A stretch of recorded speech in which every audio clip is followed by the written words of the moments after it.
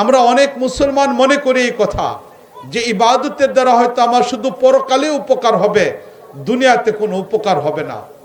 মুআজ্জাদ হাজরিন, এ ব্যাপারে আমি একটা দুইটা হাদিস থেকে আপনাদেরকে ঘটনা শোনাচ্ছি যে নেক আমল যদি কোনো ব্যক্তি করে, ইবাদত যদি কোনো ব্যক্তি করে, এটা শুধু তার পরকালে উপকার হয় বিষয়টা এমন না, এই দুনিয়াতেও তার উপকার হয়। মুসলিম শরীফ 2য় খণ্ডের হাদিসের মাঝে আসছে, বুখারী হাদিসের মাঝে আসছে এটা যে একদিন 3 বন্ধু তারা একটা পাহাড়ি রাস্তায় হাঁটা আরম্ভ করলো।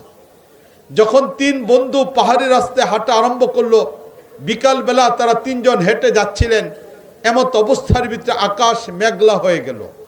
যখন আকাশ মেঘলা হলো, ঝোড়ো হাওয়া শুরু হবে, এবার 3 বন্ধু চিন্তার মধ্যে পড়ে গেলেন যে ওনারা এখন কোথায় আশ্রয় নেবেন, কারণ পাহাড়ে সেখানে আশ্রয়ের কোনো ব্যবস্থা নেই।